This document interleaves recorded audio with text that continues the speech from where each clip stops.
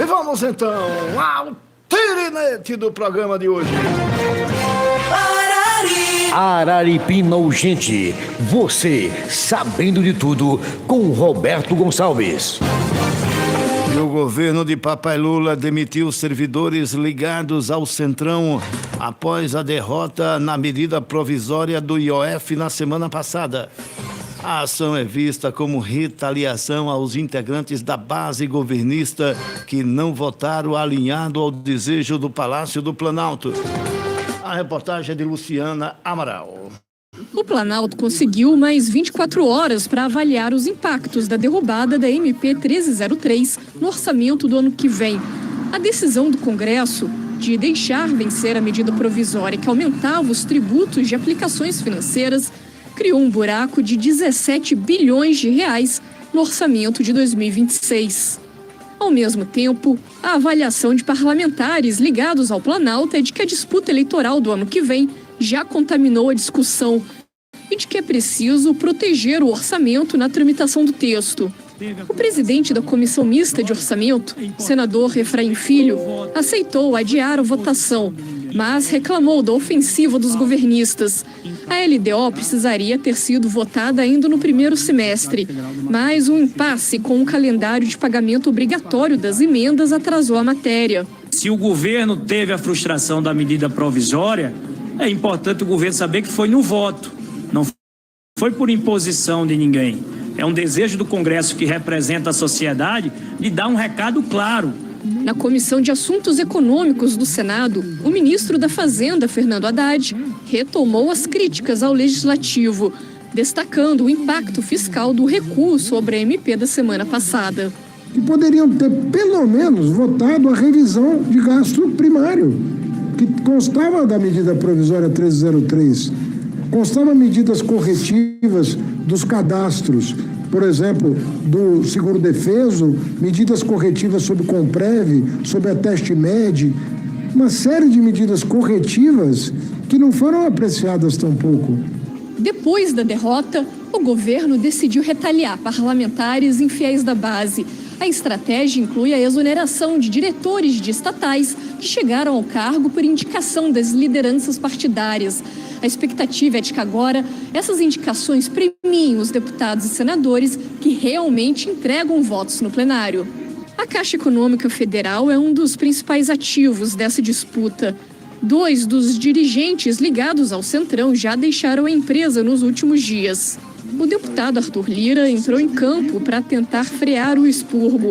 Ele é o responsável pela indicação do presidente do banco, Carlos Vieira, e argumentou à ministra de Relações Institucionais, Gleisi Hoffmann, que ainda há solução para a relação entre o governo e os parlamentares que adotam uma postura ambígua na base aliada. Às 7h07, opinião sobre o assunto. Rapaz, o governo de Papai Lula agora meteu os pés aí, tá metendo servidor ligados ao Centrão na rua, e isso aí, né, é claro que vai terminar refletindo aí nas próximas votações no Congresso Nacional, principalmente na LDO. E aí, sobre o assunto, a Thaís Herédia, que é analista de economia da CNN, ela analisa aí o perigo do governo Lula, que está gastando sem pensar lá na frente, quando ele mesmo pode ganhar a eleição no ano que vem, e aí ele é quem vai sofrer, vai pegar um país quebrado, né? E a LDO, que ainda não foi votada, a lei de diretrizes orçamentárias do ano que vem, 2026, era para ter sido votada ainda no primeiro turno e ainda nada. Então vamos ouvir, eles é quem entende, esses jornalistas de esquerda, entendem mais do que nós, né? Principalmente da CNN. Vamos ouvir então a participação de Thaís Herédia, ela que é analista de economia, ela é economista, e ela quem fala lá no programa WW da CNN sobre esse assunto. Seguindo essa linha, Thaís, se a gente está diante dessas duas votações, são as duas votações que definem o orçamento. Teoricamente, no Brasil as coisas teoricamente não tem muito a ver com a realidade, mas teoricamente é aí que está a arte, ou digamos, a tarefa de governar. Você tem um orçamento e você decide o que vai fazer com ele. Em que pé está? sem pé, com pé de barro, né, William? Vamos falar assim, com pé de barro. A votação da LDO, nós estamos já a meados de outubro e a lei de diretrizes orçamentárias ainda não foi votada, portanto, a lei orçamentária também não. Vamos lembrar que agora, em 2020, qual ano? 5, que nós estamos, o orçamento foi aprovado este ano. Então, boa parte, por exemplo, do resultado das contas públicas do primeiro semestre, que o ministro da Fazenda fica dizendo, olha, nós cumprimos tudo e tal, é porque o orçamento estava sendo cumprido aos pedaços, e não inteiramente, precatórios, 13º, INSS, muita coisa vem agora para o segundo semestre, aí é que a porca vai entortar o rabo. O que vai ser importante mesmo é a gente perceber o compromisso do Haddad com a armadilha que ele mesmo está criando para ele, já que eles querem ser reeleitos e querem governar em 2027, em abril do ano que vem, quando o governo tiver que apresentar a LDO de 2027, porque 2026, como você mesmo disse, William, teoricamente vai aparecer alguma solução ali. Mas na prática, a gente sabe que a ordem é gastar, é encontrar saídas. Tira da meta, tira do teto, tira do limite, usa um fundo, usa o BNDES. Essa é a ordem do presidente Lula para se reeleger. Então, o que vai acontecer na LDO do ano que vem, na piloto do ano que vem, não interessa. O que nós vamos ver mesmo é como é que o governo vai se preparar para sair da armadilha que ele mesmo está criando para 2027. Abril do ano que vem é o primeiro encontro, quando este governo tem que apresentar a lei de diretrizes orçamentárias para 2027, primeiro ano do próximo governo. Onde ele mesmo já previu que vai acabar praticamente vai acabar a parte discricionária do orçamento. Então, ou seja, não vai ter orçamento. Não vai ter orçamento. Então, isso vai aparecer no papel? Daniel, tá vendo aí? Não vai ter orçamento para 2027. A própria ministra de Lula, Simone Tebet, ministra do Planejamento, já disse, quem pegar o Brasil em 2027 vai pegar um país quebrado, sem orçamento. E Lula teimando em gastar, em dar isso, dar aquilo, e tome isso, e toma aquilo, e nós estamos afundando o galo branco. Tenha calma, doutor Roberto. É nisso que dá. Tem que ter coerência, rapaz, tem que ter responsabilidade. Não está tendo responsabilidade do governo brasileiro, infelizmente. Tá aí os próprios jornalistas de esquerda falando isso. Sou não, viu, seu Abdoran, seu Francisco lá de Trindade. Os jornalistas aí são de esquerda que estão falando isso. Por falar em jornalista de esquerda, vamos escutar outro já, viu? São 7h12. Hoje eu só vou botar aqui comentarista de esquerda para falar, que é para não ter reclamação, viu, Rubão de Azaria? 7h12. E ainda repercute a decisão do ministro Alexandre de Moraes, do STF, ter negado na última segunda-feira o pedido da defesa de Jair Bolsonaro para revogar a prisão domiciliar e as medidas cautelares impostas contra o ex-presidente. A defesa, como eu trouxe aqui ontem, argumentou que a denúncia apresentada pela PGR, Promotoria, a Procuradoria-Geral da República, no inquérito que investiga a atuação de Eduardo Bolsonaro nos Estados Unidos, não incluiu o Bolsonaro, o pai dele. Ele não foi denunciado. E ele está preso por causa desse inquérito, que sequer foi denunciado. Mas eu não entendo de nada. Quem entende é os cabas da Globo, rapaz. Agora eu vou botar um da Globo agora, viu? É um jornalista da Globo de esquerda, ele não é de extrema esquerda, mas é um cara de esquerda, ele é declaradamente de esquerda. Joel Pinheiro vai falar sobre essa decisão aí do ministro Moraes de manter Bolsonaro preso no inquérito que ele sequer foi denunciado. Fala, Joel, você é da Globo, você sabe melhor do que eu. O Ministério Público olha todas as provas, decide realmente fazer a denúncia contra o Eduardo Bolsonaro, mas não denuncia o Jair Bolsonaro ao Supremo. Com base no que, então, se mantém a prisão preventiva dele justificada por esse inquérito? Ele não vai ser denunciado, ou, talvez ele seja no futuro. Que outra informação que vai surgir? Vão ficar esperando para, quem sabe, um dia surgir uma informação que justifique a denúncia dele? Não é assim que costuma funcionar um inquérito no nosso país, né? Uma prisão por tempo indefinido, que talvez surja algum elemento que justifique uma denúncia posteriormente. Então cria-se uma situação que apenas dá vazão e dá justificativa aos defensores do Bolsonaro e aos críticos do Supremo, que estão dizendo, olha como esticam a lei com tudo, para manter o Bolsonaro preso aqui. Lembrando, hein, que às vezes na cabeça de muita gente tudo se mistura, né? Ele acabou de ser condenado na trama golpista, mas ainda não terminou, tem um espaço ainda para recursos. Ele não está sofrendo a punição ligada àquela condenação. Ele está numa prisão preventiva porque ele descumpriu. Vamos lembrar, descumpriu cautelares no mínimo questionáveis sobre ele não poder postar nada nas redes sociais, inclusive terceiros postarem dele nas redes sociais. Descumpriu isso, foi parar na prisão domiciliar. O inquérito já não resultou na denúncia contra ele, mas mesmo assim ele segue ali. Então me parece uma situação que é aquele prato cheio desnecessário que se dá para todos os críticos do judiciário no Brasil. Sendo que a situação anterior da prisão domiciliar, em que ele já tinha a tornozeleira, tem acompanhamento policial, isso aí já dá conta grande parte do que seria o tal do risco da fuga dele. Tá aí, né? Até os próprios jornalistas da Globo agora já estão caindo na real. Né? 7h15. E ontem, a Procuradoria-Geral da República, o Paulo Gonet, esse mesmo aí, né? Que não denunciou o Bolsonaro nesse inquérito de coação, não sei como é que o cara vai coagir, ele estando preso, sem usar celular, com a polícia dentro de casa. Como é que esse cara vai coagir alguém? Me diga aí, que eu não estou entendendo, não.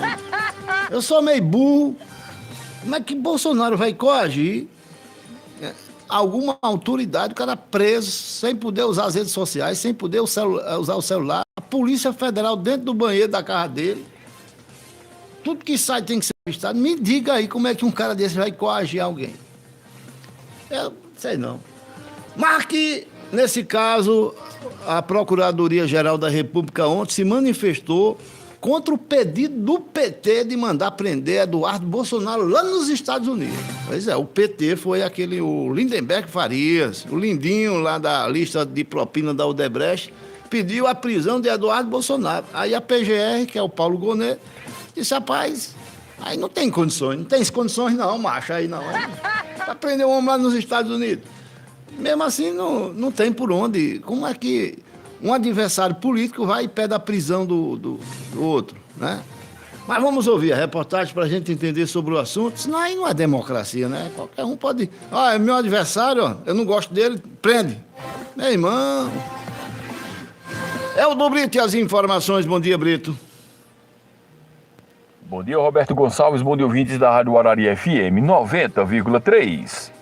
O Procurador-Geral da República, Paulo Gonet, apresentou parecer contrário ao pedido dos deputados Lindenberg Farias, do PT do Rio de Janeiro, e Talíria Petroni, do PSOL, também do Rio, para que fosse decretada a prisão preventiva do deputado Eduardo Bolsonaro, do PL de São Paulo.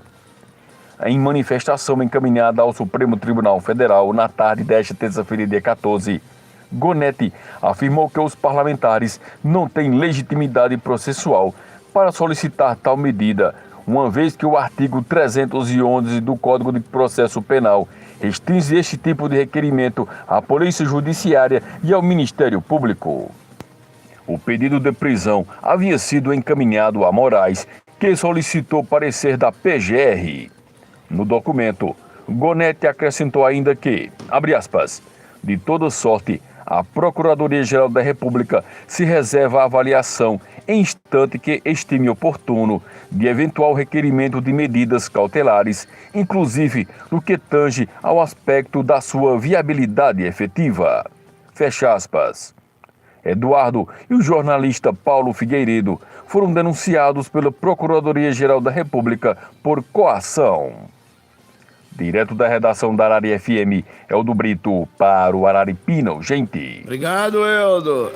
Saudade do tempo em que os crimes eram só coação, importunação de baleia, joia que o cabo recebe de presente. Agora não, agora é os aposentados, tudo sendo roubado. E daqui a pouco, falar em aposentado, a gente vai falar já sobre o assunto. Coação, o Lindenberg quer prender o cabo. Coação lá nos Estados Unidos. Se o cabo não tem rabo preso, como é que ele vai ser coagido, né? Só se tiver rabo preso. 7h19. 7h19 em Pernambuco. Tem mais uma informação agora a nível nacional. Vamos acionar a Leda Nunes. Olha, a Leda traz aí justamente a matéria sobre o INSS.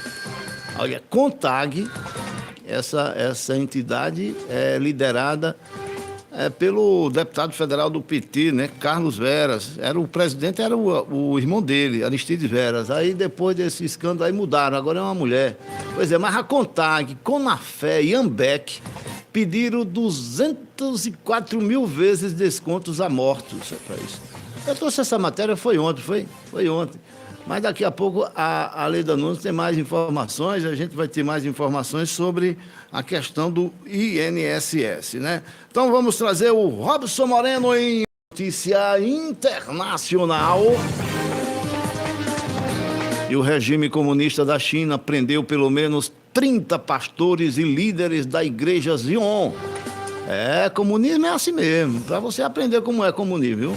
Quem tem as informações é Robson Moreno. Muito bom dia, Roberto. Bom dia a todos. O regime comunista da China prendeu pelo menos 30 pastores e líderes da Igreja Zion, uma das maiores congregações cristãs evangélicas não registradas do país, em uma operação nacional iniciada na quinta-feira, dia 9. As detenções ocorreram em várias províncias, incluindo Pequim, Guangxi, Zhejiang e Shandong, e marca a mais ampla repressão contra igrejas independentes desde 2018. Segundo informações da agência Reuters, Wall Street Journal e Associated Press. O pastor Ezra Jin Migrin, fundador da Zion, foi preso em sua residência na cidade de Beihai, no sul do país. Segundo uma notificação oficial do regime, obtida pela Reuters, ele é acusado de uso ilegal de redes de informação, crime que pode resultar em até 7 anos de prisão. Aspas, o que acabou de acontecer faz parte de uma nova onda de perseguição religiosa neste ano. Aspas, afirmou o porta-voz Sean Long, também pastor da Zion e atualmente exilado nos Estados Unidos. De acordo com Long, cerca de 150 fiéis foram interrogados nos últimos dias e pelo menos 20 líderes da igreja continuam detidos. Aspas, isso é uma violação brutal da liberdade religiosa, que está escrita na Constituição chinesa. Queremos que nossos pastores sejam libertados imediatamente. Aspas, declarou ele. E essa notícia